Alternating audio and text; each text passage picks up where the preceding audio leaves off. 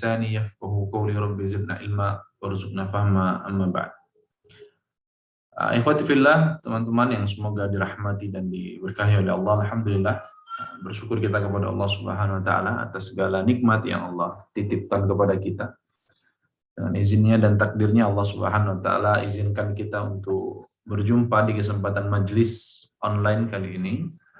Semoga ini tidak mengurangi rasa takzim kita kepada ilmu, meskipun perjumpaan kita dibatasi oleh layar kaca, tapi semoga keberkahan atas majelis ini Allah limpahkan sebanyak-banyaknya dan seluas-luasnya untuk kita. Dan semoga saya berdoa kepada Allah, semoga kita selalu disehatkan, dikuatkan, disabarkan untuk menjalani segala aktivitas ibadah dalam bulan Ramadan ini, agar kita bisa mengumpulkan sebanyak-banyaknya pahala, menambah setinggi-tingginya catatan amal soleh kita di sisi Allah Subhanahu wa taala, agar kita kelak kemudian pantas untuk dimasukkan dan dirahmati oleh Allah Subhanahu wa taala. Salawat dan salam semoga senantiasa tercurah limpahkan kepada Nabi kita Nabi Muhammad sallallahu alaihi wasallam. Allahumma shalli ala Muhammad wa ala ali Muhammad, kepada segenap keluarga dan seluruh sahabatnya radhiyallahu anhum ajma'in. Semoga kita juga dilimpahi petunjuk dan istiqamah mengikuti apa yang ditinggalkan kepada kita berupa sunnah, teladan, ajaran, perbuatan, akhlak. Yang demikian kita lakukan karena kita mencintai Nabi atas perintah Allah, dan semoga itu kita lakukan sebagai modal untuk kita kelak menjadi umat yang layak disyafaati, pantas diakui, dan juga ditempatkan dengan Nabi SAW di surga. Amin ya rabbal alamin. Teman-teman yang semoga Allah rahmati, di kesempatan pagi hari ini kita akan coba bahas tentang suatu hal yang sebenarnya saya pikir sudah kita kuasai ya, familiar. Tahu juga kita sudah setiap tahunnya melaksanakan puasa Ramadan. Ya. Akan tetapi namanya ilmu, ya ilmu itu memang perlu dan penting untuk diulangi, ya mudzakarah. Ya. Karena namanya manusia itu ya sering lupa, apalagi nih ibadah yang sifatnya ibadah tahunan, yang mana kita kalau tidak sering mengulang, tidak mengingat kembali beberapa poin, beberapa hal yang kiranya penting mungkin luput dari ingatan kita. Maka dalam kesempatan majelis ini kita akan bahas fikih puasa. Ya, tentunya ini sebagai penopang dan penunjang agar ibadah kita semakin sempurna di bulan Ramadan ini. Kenapa setiap ibadah itu harus dilandasi dengan satu argumentasi ilmiah, ilmu ya, dengan dalil, dengan keilmuan yang penting. Karena ibadah dalam Islam itu tidak sah tanpa ditopang dengan ilmu. Sebagaimana dikatakan Imam Al-Bukhari rahimahullah, dia mengatakan al-ilmu qabla al-qauli wal amal. Ilmu itu harus didahulukan sebelum kita berkata, sebelum kita berbuat, sebelum kita berucap. Jadi ilmu harus jadi basisnya. Dan juga kata Imam Ibn Rusdan dalam matan Zubatnya, kullu man bi ghairi ilmin ya'malu, setiap yang beramal tanpa ilmu, a'maluhu mardudatun tuqbal, maka amalnya tertolak, tidak diterima. Maka berangkat dari sini kita, semoga ini jadi semangat kita untuk belajar, semangat untuk menambah ilmu, mengulang ilmu, mengingat ilmu. Ya, yang dengan itu kita punya motivasi memperbaiki setiap ibadah kita di bulan Ramadan. Itu yang pertama. Yang kedua, saya ingin berikan kabar gembira dari Nabi SAW. Beliau mengatakan apa?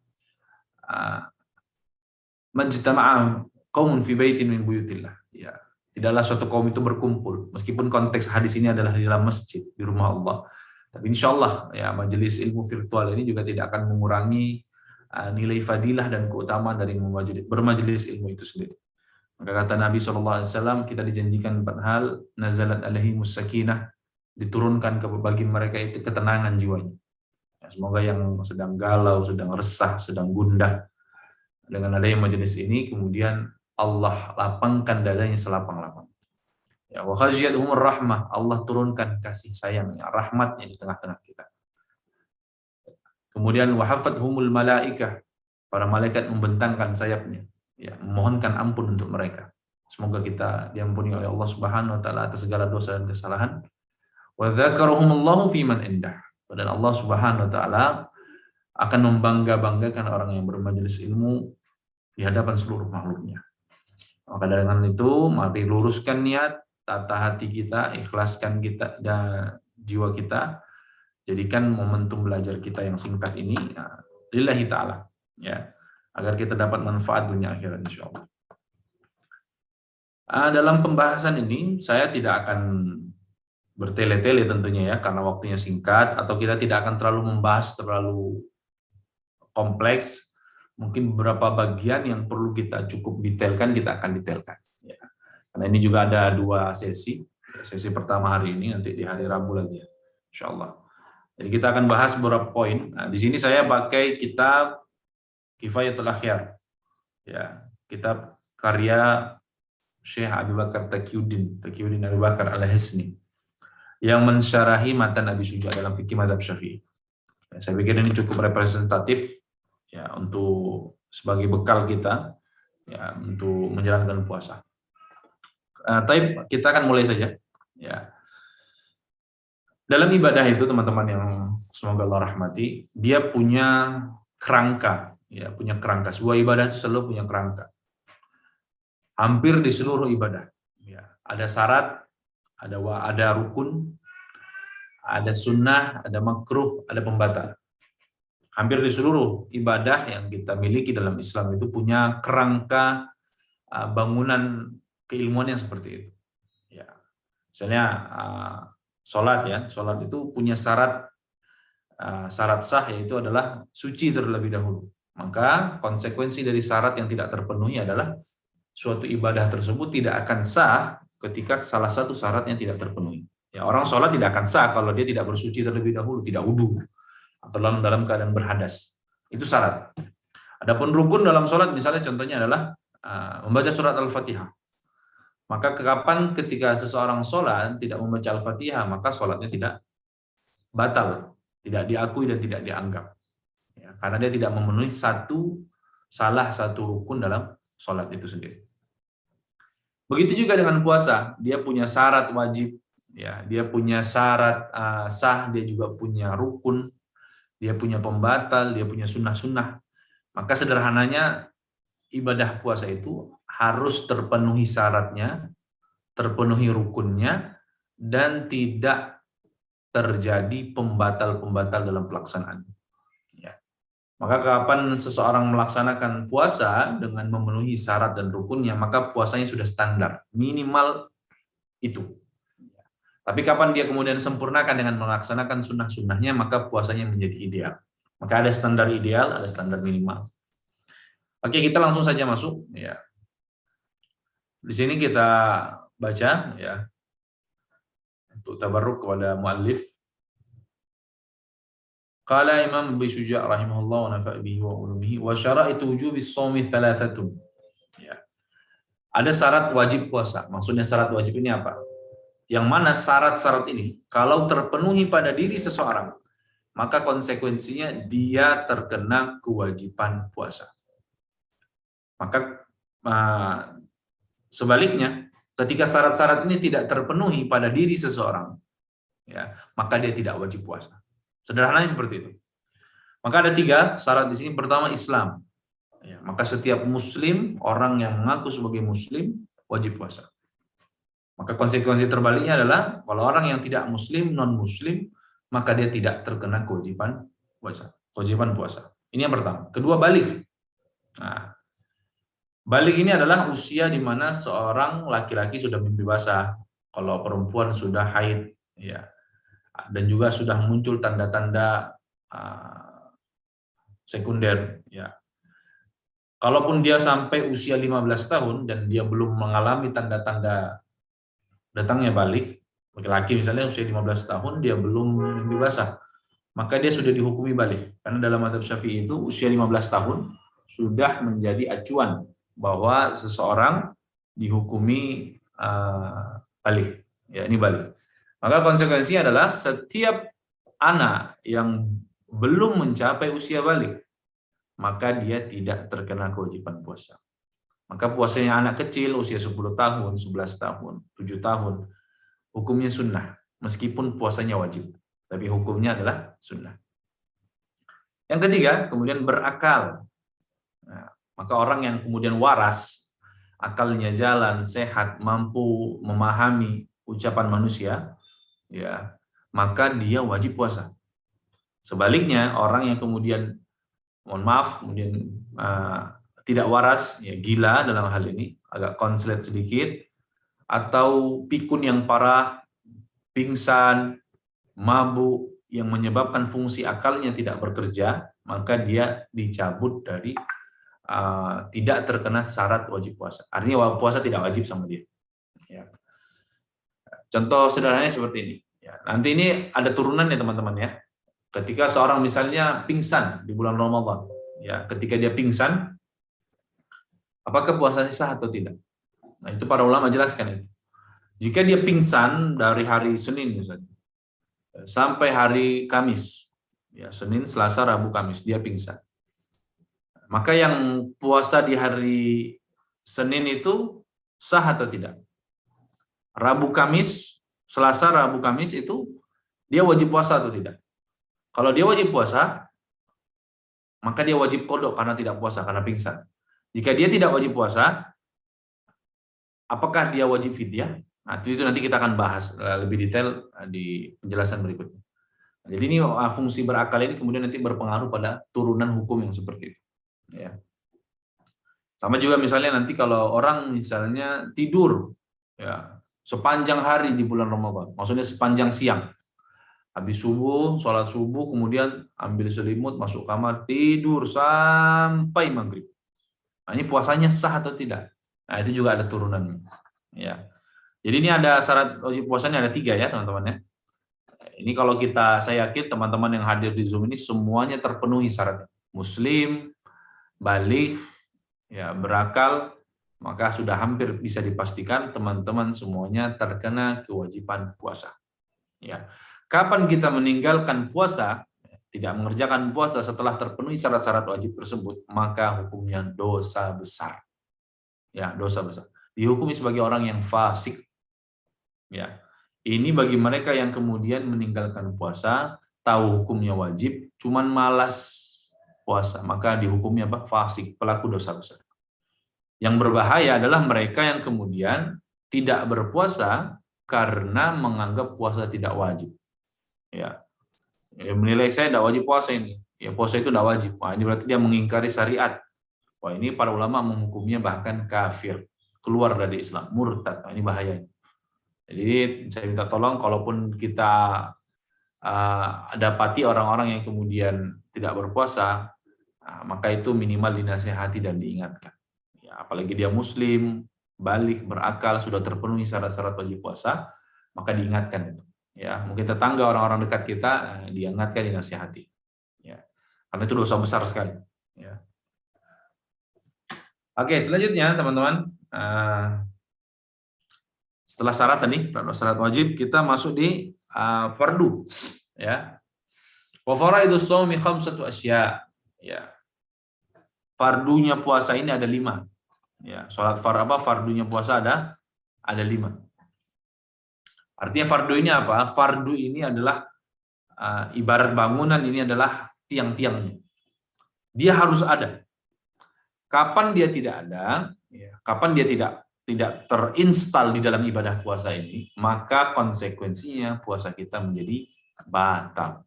Ya, kalau puasa kita batal berarti kita tidak terpenuhi rukun-rukunnya, tidak diterima oleh Allah Subhanahu wa taala, tidak dianggap, ya, tidak dianggap. Ya. Kemudian apa saja itu? Ya, yang pertama di sini disebutkan Imam Abu Suja ada niat yang pertama. Ya. Kemudian yang kedua adalah wal imsaku 'anil akli wasyurbi wal jima'.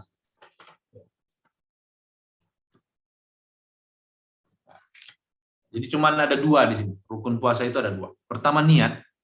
Ya, yang kedua adalah menahan diri dari makan, minum, jima. Atau bahasa yang lebih baik adalah menahan diri dari semua pembatal-pembatal puasa. Dari terbit fajar sampai dengan terbenam matahari. Mungkin teman-teman sudah paham nih. Oke, kita akan bahas tentang niat dulu. Niat. Pertanyaan pertamanya, kapan kita berniat? Ya. Niat ini wajib. Ya. Kapan seseorang puasa Ramadan tidak dengan niat, maka konsekuensinya adalah puasanya batal. Sekarang pertanyaannya adalah, kapan dimulai waktu niat? Kita itu sudah boleh berniat sejak awal malam sampai terakhir sebelum waktu subuh. Itu waktu yang diberikan syariat ya untuk diizinkannya kita berniat. Oke, sekarang pertanyaannya adalah niat itu di mana tempatnya? Jumhur ulama sepakat, mayoritas ulama sepakat, niat itu tempatnya di hati. Ya, tempatnya di hati. Maka kalau kita berniat, minimal itu adalah hadirnya di hati kita, kita mau niat puasa Ramadan besok hari. Minimal seperti itu. Tapi sebagian ulama mensyaratkan untuk mentakyin puasa Ramadan ya esok hari fardu disebutkan lillahi ta'ala. Terus boleh enggak kalau kita melafadzkan niat? Dalam mazhab Syafi'i disebutkan boleh, mustahab, dianjurkan. Termasuk ini pendapat pengarang kitab ini, Syekh Abu Bakar Taqiyuddin Al-Aisni rahimahullah. Beliau mengatakan apa? Disunnahkan, dianjurkan untuk berniat. Ya, mungkin teman-teman yang di kampung, di masjid sekitarnya ada yang kalau setelah tarawih itu membaca niat nawaitu shauma ghadin an ada'i fardhi syahri ramadhana hadhihi sanati lillahi ta'ala. Itu boleh enggak seperti boleh, mustahab. Ya. Akan tetapi yang paling penting tetap di hati. Ya. Maka tidak sah orang itu berniat dengan lisannya, diucapkan, tapi tidak dihadirkan dalam hati. Maka niatnya tidak cukup. Nah, ini yang pertama. Ya. Maka di sini ada syarat kedua dalam niat dalam mazhab Syafi'i. Apa itu? Disyaratkan untuk tabitun niyah, niat sejak malam hari. Ini yang membedakan puasa fardu dengan puasa sunnah. Kalau puasa sunnah itu boleh niatnya di pagi hari, teman-teman. Jam 7, jam 8, dengan catatan belum makan, belum minum, belum melakukan pembatal-pembatal puasa, kemudian baru niat di pagi hari untuk puasa sunnah, boleh. Tapi kalau puasa fardu tidak boleh. Dia harus sejak malam hari. Batas waktunya kapan? Sudah boleh sejak di awal malam. Habis Isya itu sudah boleh. Sampai dengan sebelum waktu subuh. Itu sudah boleh niat. Maka di sini konsekuensi dari ketentuan ini adalah ketika seseorang bangun pagi hari misalnya. Ya. Malam tidur belum niat. Bangun-bangun jam 6 pagi. Ya, jam 6 pagi. Kemudian dia belum sempat niat, ketiduran juga, tidak sahur. Nah, maka di situ menurut pendapat yang resmi adalah puasanya tidak sah. Dia wajib mengqadha puasa di hari itu. Kenapa? Karena dia tidak niat. Ya, ini pendapat jumhur ulama teman-teman, bukan hanya mazhab Syafi'i. Ya. Kecuali di sini pendapat dalam mazhab Malik. Ya, ini saya agak luas sedikit pembahasannya sebagai apa? Sebagai maklumat ya. Kecuali dalam mazhab Maliki, mazhabnya Imam Malik bin Anas, beliau mengatakan puasa itu cukup niatnya 1 kali 1 bulan saja. Maka di awal Ramadan niat 1 bulan puasa. Maka kata beliau cukup, tidak perlu niat setiap malam. Nah, ini pendapat beliau memang menyelisih pendapat jumhur ulama. Ya. Kalau dalam mazhab Syafi'i sebaliknya, kalau orang meniatkan hanya 1 bulan 1 kali niatnya di awal Ramadan, maka dihitung cuma 1 hari saja, 1 malam saja. Ini perbedaannya di sini. Nah, tapi kita diizinkan untuk mengikuti pendapat Imam Malik. Nah, maka solusinya disebutkan oleh Imam Ibnu Hajar Al-Haytami dalam Tuhfatul Muhtaj. Beliau mengatakan boleh sejak awal Ramadan itu kita niat ikut pendapat Imam Malik. Jaga-jaga nih apa? Kalau nanti di tengah-tengah Ramadan, namanya manusia ya, gampang lupa, mudah lupa ketika sibuk segala macam. Tidak sempat niat di malam hari. Kita sudah terbackup dengan niat kita di awal yang ikut pendapat Imam Malik. Tapi tetap juga setiap malam jaga nih juga untuk keabsahan ibadah puasa kita, setiap malam kita diusahakan niat. Niat kan mudah, cuma niat besok puasa sudah. Munculkan itu dalam hati kita, hadirkan itu, maka itu sudah dianggap niat. Cukup. Ringan sebenarnya, sederhana urusannya. Ya. Kemudian selanjutnya itu masalah niat ya tadi.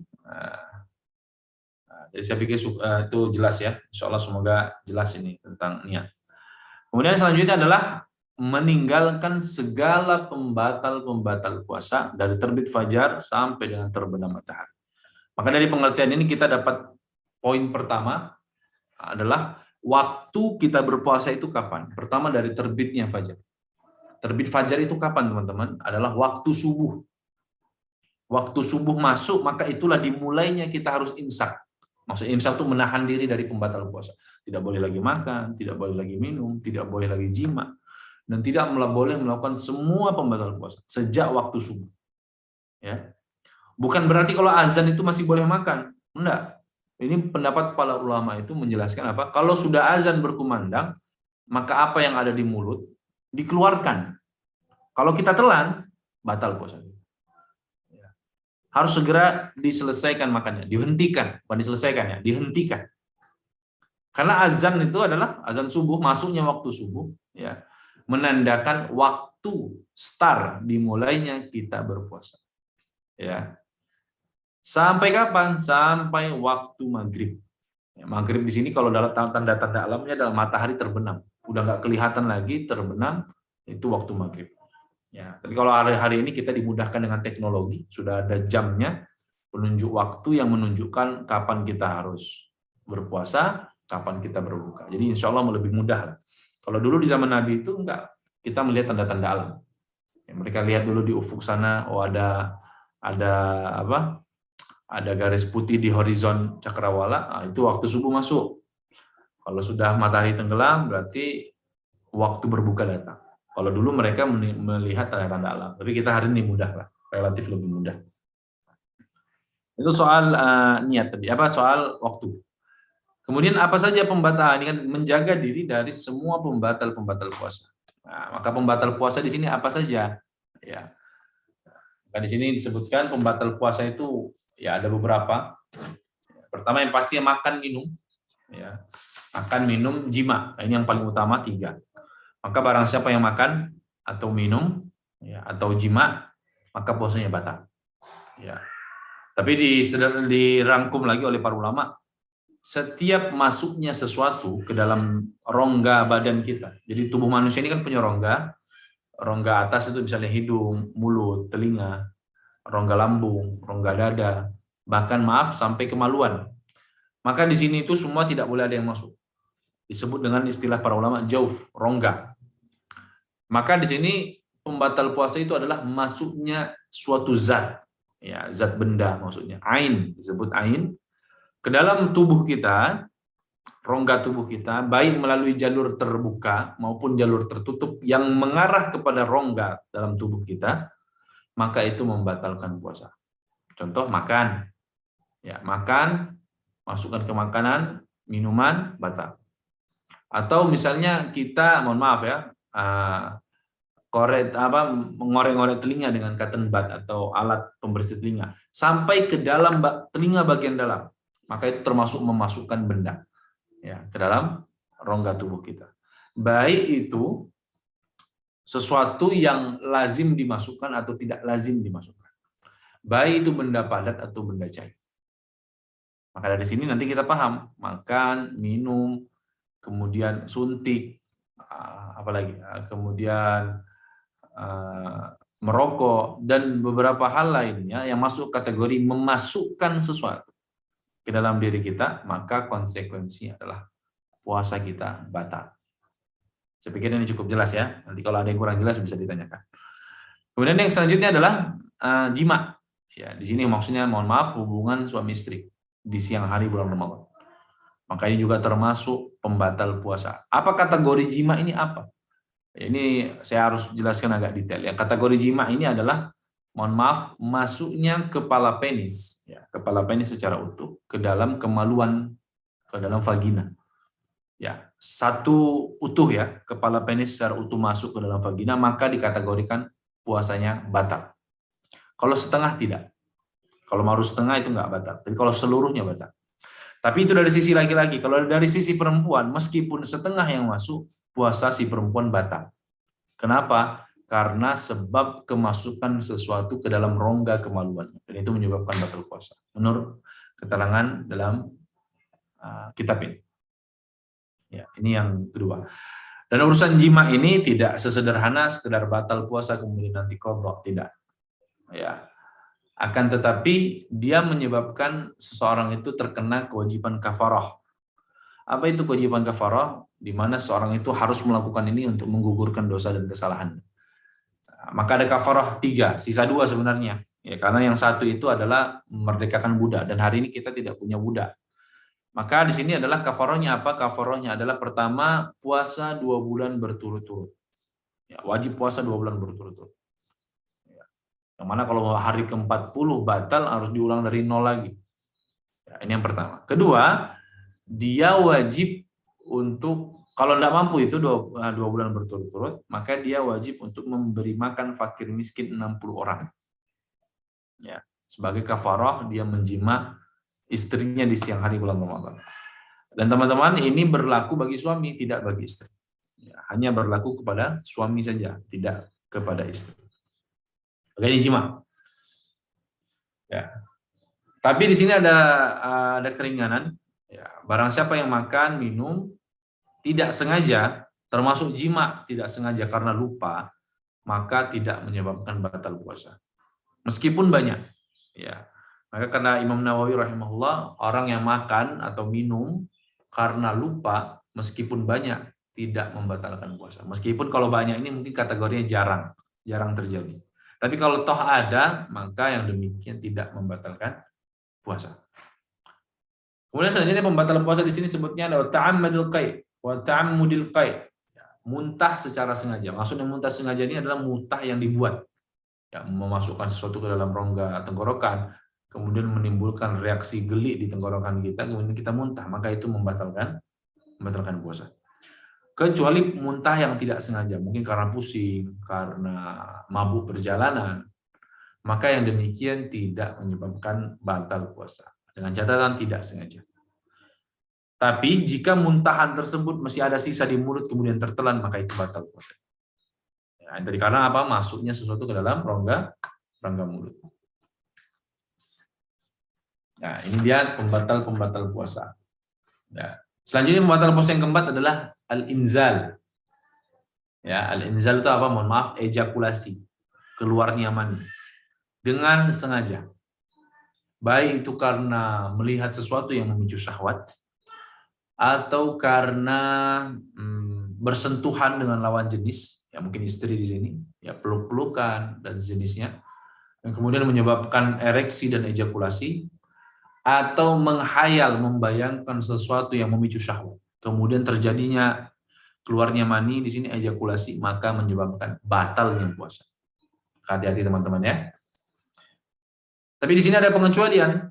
Jika seseorang itu, mohon maaf ya, mungkin dia tidak meniatkan untuk ejakulasi, tidak ada keinginan untuk itu, tapi dia kemudian melihat sesuatu yang memicu syahwat, ya enggak sengaja, cuman kemudian tiba-tiba maninya atau spermanya keluar, ya di luar kontrol dia, maka yang demikian tidak membatalkan puasa. Ya mohon maaf, mungkin ejakulasi dini atau sejenisnya lah, ya yang demikian itu di luar kontrol, ya keluar, maka itu yang demikian tidak membatalkan puasa. Kemudian selanjutnya bagi perempuan ini haid dan nifas. Ya, maka perempuan yang mengalami haid, nifas pasca melahirkan ya, kalau nifas, kalau haid bulanan, maka meskipun misalnya kita buka puasa jam 6, 18.00, di 17.59, 1 menit sebelum azan maghrib berkumandang, mbak-mbak kemudian mengalami yang namanya haid, maka puasanya batal dan wajib diqadha di hari yang lain. Ya. Nifas juga begitu. Kemudian apalagi yang menyebabkan batal puasa? Gila, hujunun ya, hilangnya akal. Maka kalau akal kita hilang, tidak bekerja, ya, maka gila di sini, maka dia apa? Membuat puasa kita batal. Karena orang gila itu termasuk orang yang tidak dicatat oleh malaikat perbuatan. Kata Nabi SAW, ru'fi'atil aqlam an salasa. Ya. Pena itu diangkat dari 3 golongan. Golongan pertama ta'anil majnun hatta yafik, orang gila sampai sembuh. Maka kalau orang gila mengalami gila, atau dia pingsan, atau dia kehilangan kesadaran yang ketika dia puasa, maka konsekuensinya puasanya batal. Ya. Tapi kalau dia pingsan, di sini ada rincian ya. Kalau dia pingsan, annahu idza afaqa fi lahzatin minan nahar, kalau dia sempat sadar meskipun sebentar, maka yang demikian puasanya sah. Ya, kalau masih sempat sadar sebentar. Tapi kalau hampir keseluruhan hari dia pingsan, maka puasanya batal. Seperti itu. Kemudian selanjutnya, pembatal selanjutnya adalah riddah, murtad. Ya, murtad. Maka orang yang murtad konsekuensinya adalah tuhbitul a'mal, semua amal soleh ibadahnya dihapuskan oleh Allah Subhanahu wa taala. Puasanya batal. Ya. Ini dia mungkin secara ringkas ya teman-teman ya. Secara ringkas terkait pembatal-pembatal puasa. Kita sudah bahas syarat, rukun dan juga pembatal-pembatal puasa. Ya, ini mungkin bagian pertama yang saya anggap paling penting dan paling urgen untuk kita ketahui dan kita pahami dengan baik. Ya, melihat karena absahnya puasa kita atau sahnya puasa kita adalah tergantung ini. Maka kapan ini tidak kita perhatikan dengan baik dan kita khawatir jatuh melakukannya, maka konsekuensinya adalah puasa kita jadi tidak diterima oleh Allah Subhanahu wa taala. Ya, baik. Teman-teman yang semoga Allah rahmati, mungkin di sesi pertama saya cukupkan ini dulu. Ya. Terkait apa tadi kita sudah bahas tentang syarat dan rukun serta apa yang menyebabkan puasa seseorang batal. Mungkin ini dulu untuk sesi pertama. Saya mungkin ada penjelasan saya yang kurang jelas, ada juga penjelasan saya yang belum dipahami dengan baik. Mungkin kita bisa lanjutkan diskusi, tanya jawab. Ya, saya persilahkan. Ya, jadi kalau saya bisa jawab dengan baik, saya akan jawab. Tapi misalnya mungkin saya belum ketahui ini pertanyaan, mungkin bisa menjadi maklumat tambahan buat saya. Jadi ini agak santai saja, nggak usah terlalu serius. Ya, penting paham. Ya, santai tapi paham. Karena belajar fikih itu kan, fikih itu artinya paham. Jadi saya mohon teman-teman pastikan benar-benar paham. Ya, apa yang saya sampaikan meskipun ringkas tapi semoga tidak keluar dari substansi pembahasan kita. Mungkin ini dulu barakallahu fikum. Saya kembalikan dulu kepada Ustadz Nasir. Ya, tafadhal. Baik, alhamdulillah, syukran jazakumullah khair Ustadz atas penyampaian materinya. Kita menuju acara yang selanjutnya ya Ustadz ya. Tanya jawab nggih. Baik, dari teman-teman semua, dari sahabat semuanya, pendengar sekalian, kalau ada yang mau bertanya atau mungkin mohon untuk diulangi materi yang tadi disampaikan kurang jelas, kalau mau diulangi silakan, siapa yang mau bertanya. Kami persilahkan, monggo. Bisa raise hand, kemudian aktifkan mic, atau juga bisa lewat kolom chat. Ya.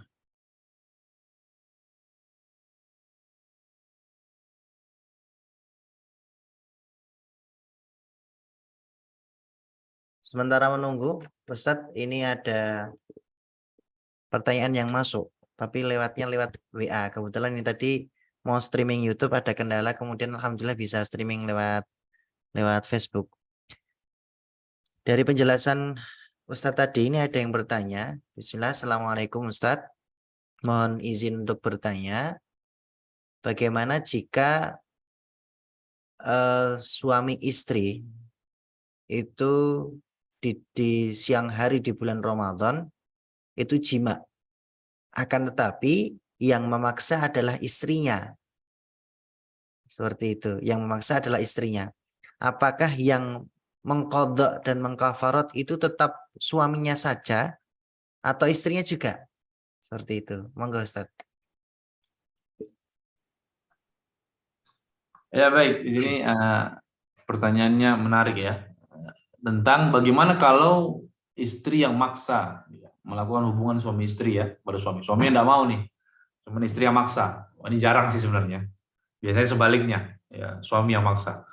Tapi kalau misalnya itu terjadi, kafarohnya apakah diberikan kepada keduanya atau tidak? Ya. Sebenarnya di sini ada silang pendapat di kalangan para ulama. Rata-rata para ulama selalu membahasakan dengan apa? Ketika suami menjima istrinya, artinya ini memang suami sebagai subjek dan istri sebagai objek, ya. Maka suami saja yang terkena kafarat, ya. Suami saja yang terkena kafarat dari terjadinya hubungan siang hari di bulan Ramadan tersebut. Tapi kalau misalnya istrinya yang memaksa di sini, ya, memaksa suami dan suaminya kemudian ya tergoda lah ya, mungkin atau bagaimana, tergoda atau nggak tahan juga, mungkin pengantin baru, yang paling masuk akal pengantin baru, ya, mungkin paling masuk akal ini pengantin baru, mungkin nikahnya bulan Sya'ban gitu, atau awal Ramadan. Jadi ini paling masuk akal bulan apa pengantin baru. Jika itu memang terjadi juga, sebagian ulama menyebutkan, ya, kalau saya tidak lupa ya, istri juga terkena kafarat. Jadi kafaratnya 2 orang. Ya. Kenapa? Karena istri di sini memposisikan diri sebagai subjek, dengan suami sebagai objek yang dipasrahi. Meskipun tadi pendapat ini tidak juga disetujui dengan pendapat ulama yang menyelesaikan. Kenapa? Karena sebenarnya kunci dari terjadinya hubungan itu di suami. Ya. Kapan suami tidak setuju, karena istri itu kan hanya sekedar memaksa ya. Sebenarnya suami di sini punya hak iya atau tidak. Nah, maka sebenarnya tetap suami katanya. Kenapa? Karena suami pelaku di sini. Ya, suami sebagai apa? Ya, yang mohon maaf ya, yang punya barang.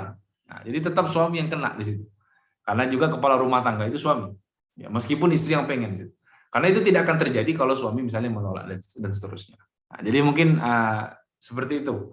Ya, dan ini memang kalau praktik di zaman Nabi, maksudnya kasus di zaman Nabi, ini memang pelakunya adalah laki-laki. Dalam hadis Bukhari dan Muslim itu ya, ada seorang laki-laki tiba datang kepada Nabi. Ini orang Arab Baduy agak jauh tinggalnya, tidak di Madinah. Dia mengatakan, halaktu ya Rasulullah, celaka saya.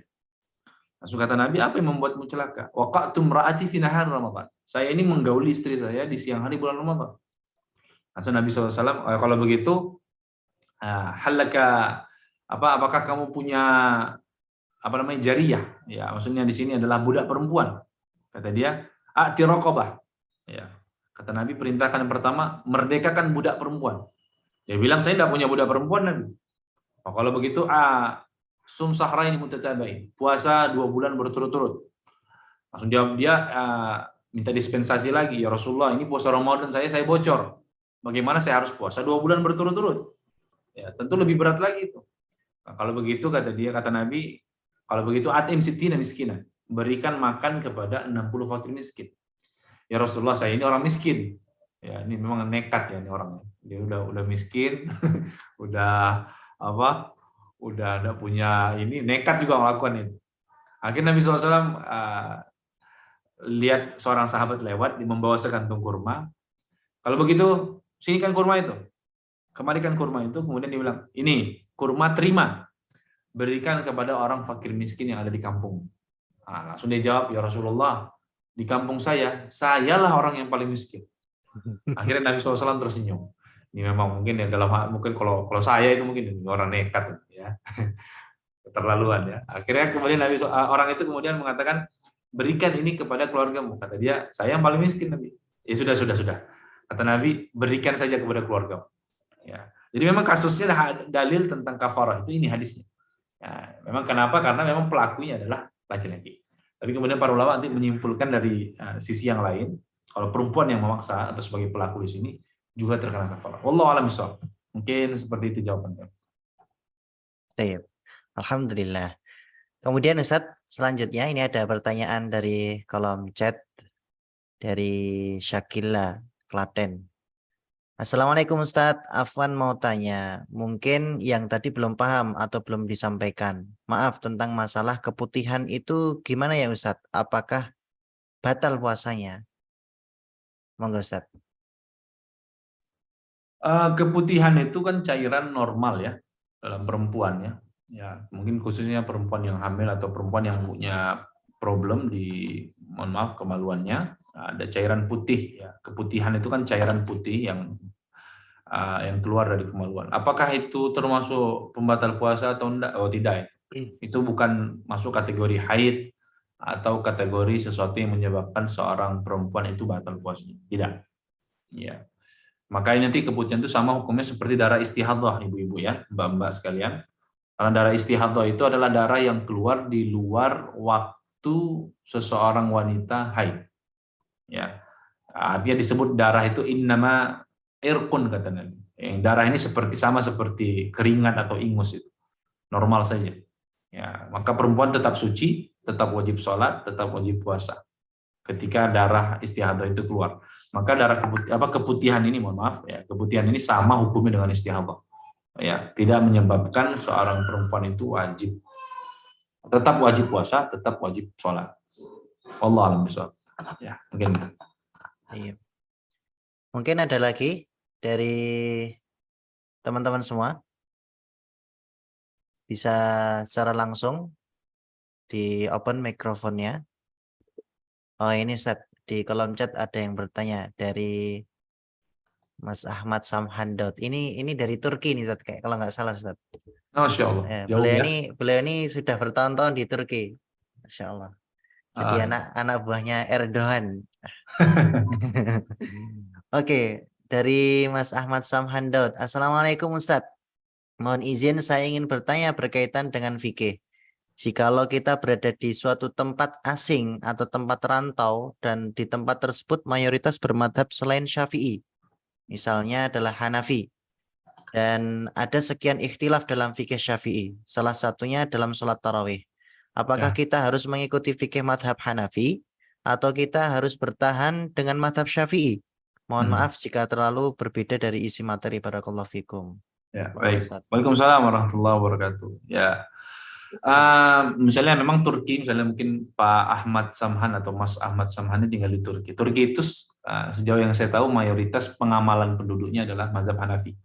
Ya, dan memang dari sisi pengamalan beberapa hal itu berbeda ya antara Syafi'i dengan Hanafi. Contohnya sederhana adalah di mazhab Hanafi itu membaca Bismillahnya mungkin sir, aminnya juga sir, ya. Hukum witir dalam mazhab Hanafi itu wajib, sedangkan dalam mazhab Syafi'i sunnah, dan seterusnya. Ya.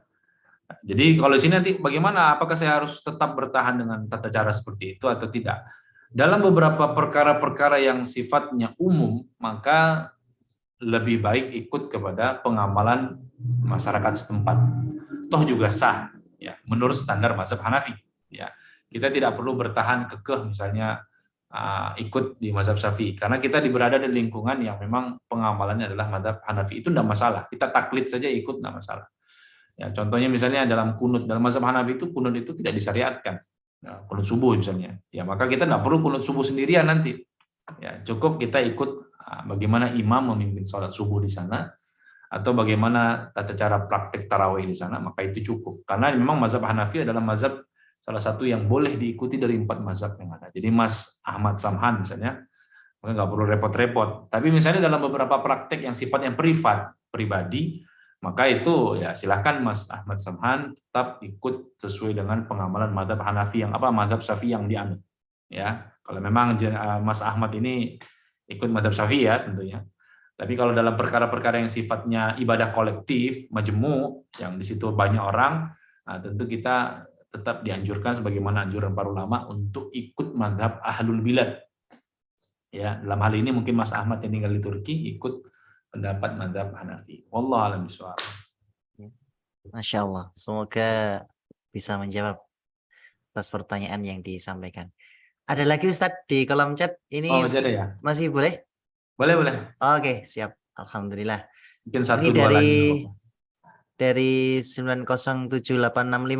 Ya, Assalamualaikum Ustadz, izin bertanya. Ini ada 2 pertanyaan kalau nggak salah Ustadz. Yang pertama, tentang waktu awal puasa adalah azan subuh. Bagaimana jika di jadwal adzan ada perbedaan antara satu dan lain ormas? Apa yang diikuti sesuai ketetapan saja atau diambil yang mana? Kayaknya kalau di tahun ini Muhammadiyah lebih telat 10 menit kalau nggak salah ya Ustadz ya. Itu yang pertama. Langsung dijawab atau bagaimana Ustadz? Ya baik, langsung dijawab aja. Ya, Waalaikumsalam warahmatullahi wabarakatuh. Terkait waktu, memang di sini ya dengan kemajuan teknologi, ya, jadi banyak beberapa ormas itu ya mungkin karena basis keilmuan yang berbeda, jadi sehingga penetapan waktu itu berbeda. Dan kita juga misalnya kita lihat di Google itu waktu azan maghrib itu beberapa situs itu agak berbeda tuh antara Kemenak, Muslim Pro dan beberapa atau Islamic Finder itu beda-beda tuh, sekian menit bahkan. Ada yang 3 sampai 4 menit. Maka di sini bagaimana? Pertama bagi orang awam, kita khusus awam, ikuti saja ya. Salah satu yang paling kita yakini lebih dekat kepada kebenaran. Itu patokan pertama. Ya. Kedua, kita juga harus bisa menentukan ya dikira-kira lah dari sekian waktu tersebut mana yang lebih aman. Maka di sini ada beberapa arahan dan tuntunan ya. Kalau memang dirasa satu waktu yang menetapkan azan maghrib itu dirasa kok terlalu cepat sehingga menimbulkan di perasaan kita kurang yakin dan kurang mantap, maka sebagai bentuk ikhtiyat kata Imam As-Sirazi, Beliau mengatakan alangkah baiknya dia mengambil waktu yang agak lambat, yang penting dia yakin waktu maghrib itu benar-benar sudah masuk. Nah, ini sebagai bentuk apa? Pilihan yang lebih hati-hati. Jadi kalau memang karena selisihnya juga enggak, saya pikir enggak terlalu banyak ya, tidak terlalu jauh ya, 3-4 menit kalau nggak salah, 3-4 sampai 5 menit. Maka kalau memang itu ambil yang cepat kok meragukan, maka ambillah yang paling lambat sebagai bentuk kehati-hatian. Ya, karena kata Nabi, dak ma yaribuka illa ma la yaribuka. Ambil yang meyakinkan, buang yang meragukan. Ya. Jadi buat yang bertanya tadi, itu pilih itu saran saya. Jadi ambil yang mana? Ambil yang paling meyakinkan. Tapi kalau misalnya yang paling awal itu secara metodologi keilmuan dan penentuan waktunya sudah meyakinkan, sudah masuk akal, sudah memang ya memenuhi syarat-syarat penentuan ilmu falak lah, maka ya monggo aja, nggak masalah. Ya. Tapi masalahnya kita kalau nggak punya akses untuk untuk memverifikasi itu ya, maka tadi pilihan paling aman ya dan yang paling lambat. Atau juga kita hanya ketinggalan 3-4 menit, tapi paling enggak perasaan kita lebih yakin dan lebih mantap. Wallahu a'lam bishawab. Kemudian kedua, saya baca ini, saya sudah baca. Bagaimana kalau suami istri jima di malam hari dan kemudian di pagi harinya belum sempat mandi junub, ya, atau ketika sahur lah.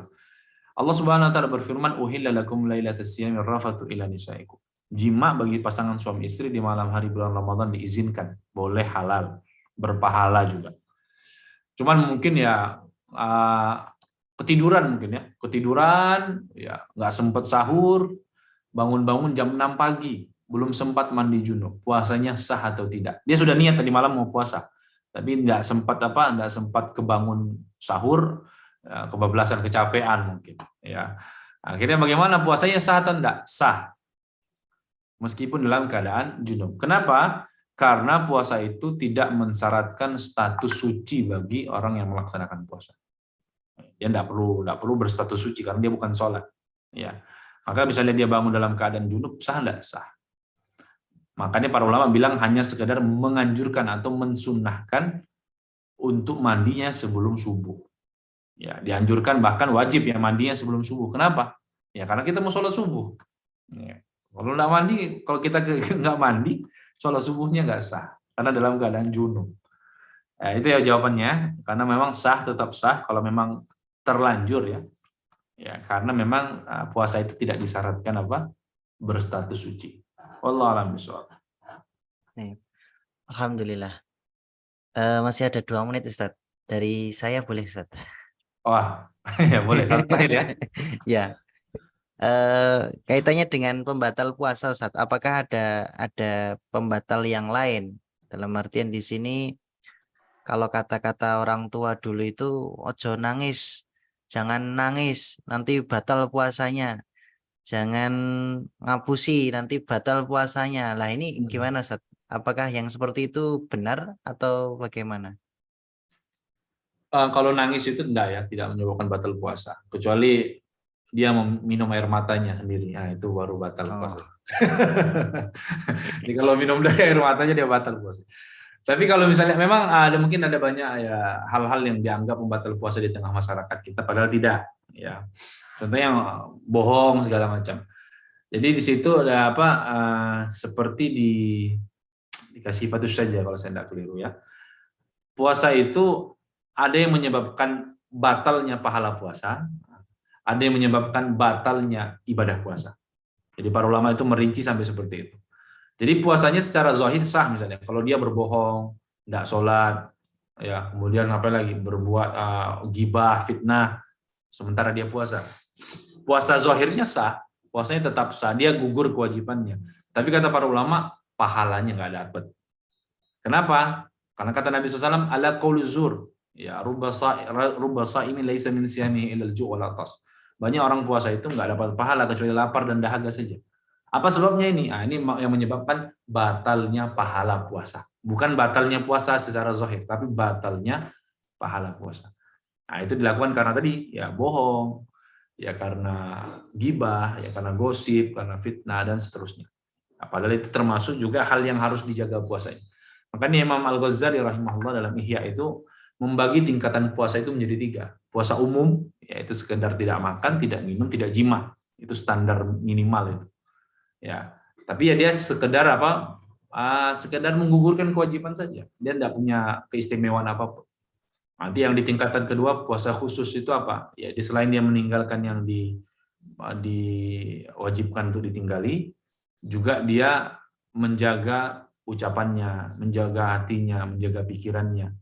Maka ini puasa yang lebih levelnya di atas yang nomor 1 tadi.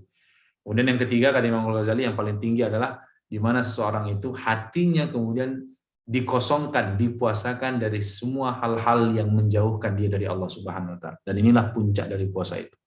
Ini level yang paling tinggi, spesial. Ya. Kalau martabak ini martabak istimewa. Jadi dia ada, memang Imam Ghazali membagi seperti itu. Dan memang kebanyakan kita kan memang seperti itu. Ya, jadi ada puasa yang zahir, ada yang batin. Jadi mungkin maksud orang tua kita itu adalah puasa-puasa itu batal, itu adalah membatalkan pahala puasa, bukan membatalkan puasa secara zahir atau fikihnya. Wallahu a'lam bishawab. Iya, Masya Allah. Alhamdulillah. Syukran jazakumullah khair Ustaz Fajar Ya, wa iyyakum. atas penjelasannya yang begitu merinci. Oke, teman-teman sekalian yang dirahmati Allah Subhanahu wa taala, karena ini waktunya sudah ada yang tanya lagi di kolom chat Ustaz. Sepertinya sudah saya ini. Oh ya, ini tanya secara langsung Ustaz. Ya, satu orang ini Ustaz. Bukan Ustaz. Lanjut Ya, atau bolehlah satu lah terakhir ya. Masya Allah ini Setelah haus antusiasnya nanti. ini. Kalau kebanyakan keburu haus nanti. Habis ini langsung safar aja Tat, biar bisa Ah. batal Tat. Ini Ustaz dari Ummu Syifa. Assalamualaikum Ustadz, mau tanya, muntah yang disengaja atau tidak disengaja itu bagaimana? Mohon penjelasannya. Syukran jazakumullah khair. Ya, baik. Kalau muntah yang disengaja itu muntah yang memang kita buat agar kita muntah. Kalau ulama itu mencontohkan seseorang itu memasukkan sesuatu tangan ya ke dalam mulutnya ini, ya, memancing untuk terjadi yang muntah. Nah, itu namanya faktor muntah yang sengaja. Artinya dibuat lah. Adapun yang tidak sengaja itu ya misalnya jenengan misalnya safar naik mobil, mobilnya pakai stella jeruk, mabuk di jalan, kemudian muntah, mual-mual, pusing, mumet, muntah. Nah, maka itu muntah yang masuk kategori tidak sengaja. Artinya di luar keinginan dan rencana kita. Ya. Atau misalnya muntah karena faktor sakit ya, pusing, mumet banget ya. Kemudian puyeng kepala ini mungkin migrain ya, kayak muter itu, kemudian mual kita, muntah ya. Biasanya kan ada orang tidur kemudian kebangun karena saking pusingnya kayak ada dorongan dari perutnya, kemudian muntah tanpa sengaja. Maka yang tersebut masuk kategori tidak sengaja. Nah, jadi ini yang dibedakan antara sengaja dengan tidak sengaja itu adalah faktornya. Faktor penyebab terjadi muntah tersebut. Nah, jadi konsekuensinya dua, kalau sengaja batal, kalau tidak sengaja tidak batal. Begitu. Kalau misal gosok gigi terus kemudian muntah itu batal nggak Tat? Kalau dia gosok gigi kemudian menyebabkan muntah itu pasti karena gosok giginya mungkin terlalu dalam. Ya, makanya bisa kategori masuk muntah sengaja. Ya, karena sikat gigi dengan sengaja ya, maksudnya dengan faktor yang dia sebabkan sendiri. Makanya memang sikat gigi itu ya di bulan puasa ini atau bagi orang yang berpuasa sekedarnya saja. Ya, jangan sampai ya kemudian terlalu dimasukkan ke dalam. Karena itu faktor yang dibuat ternyata faktor yang dibuat oleh orang puasa itu sendiri. Maka itu bisa masuk kategori bisa masuk kategori muntah yang sengaja. Wallahu a'lam bishawab. Baik, alhamdulillah. Kita tutup untuk tanya jawabnya nggak Ustaz ya? Ya, kita cukup dulu. Ya, nanti kalau misalkan dari teman-teman sekalian ada yang masih mau bertanya, kita tampung dulu untuk pertemuan ke depan seperti itu. Ya, insya Allah. Semoga Jadi bisa kita pertemuan depan sana sih kita bahas aja sunnah-sunnah dan ketentuan qada dan fidyah. Oh, nggih. Insya Masya Allah. Allah Ustaz, nggih. Semoga Allah mudahkan. Untuk Amin. pertemuan ke depan sahabat semuanya, insya Allah di hari Rabu ya. Rabu tanggal 29 Maret 2023, insya Allah nanti kita mulai jam 8:15 WIB. Seperti itu. Di kolom chat sudah kami cantumkan nomor admin teman-teman sekalian. Semoga nanti kami bisa mengupload rekamannya ya. Semoga terekam dengan baik gitu ya. Nanti insya Allah bisa semoga bisa kami upload rekaman kajian di pagi hari ini. Maka nanti untuk link dan lain sebagainya biar dapat info, teman-teman silahkan masuk ke grup kajiannya yang nanti bisa minta ke admin, nanti bisa menghubungi admin seperti itu. Tayyib, teman-teman sekalian yang dirahmati Allah Subhanahu wa taala, kita tutup ya Ustaz ya. Ya, mari kita tutup majelis kita dengan membaca hamdalah bersama-sama. Alhamdulillahirabbil alamin. Subhanallah. Subhanakallahumma bihamdika asyhadu an la ilaha illa anta astaghfiruka wa atubu ilaik. Sekali lagi kami ucapkan syukron. Jazakumullahu khair, barakallahu fikum wa ahlikum wa amalikum kepada Ustadz Fajar Jaga Negara. Hafidhullah Ta'ala, semoga Allah senantiasa memberikan keberkahan dan berlimpahan Amin, untuk amin. antum sekeluarga Ustadz. Amin, amin. Antum juga. Dan Wa juga, iyyakum. amin, amin. Dan juga kepada teman-teman semuanya yang sudah ikut berpartisipasi dalam acara kajian Ramadan di pagi hari ini. Semoga Allah memberkahi setiap ilmu yang didapatkan dan semoga Allah memberkahi setiap waktu yang dimanfaatkan. Amin amin ya rabbal alamin. Mari kita tutup majelis kita. Assalamualaikum warahmatullahi wabarakatuh. Waalaikumsalam. Ya, saya izin. Ya, Ustaz. Ya, gitu.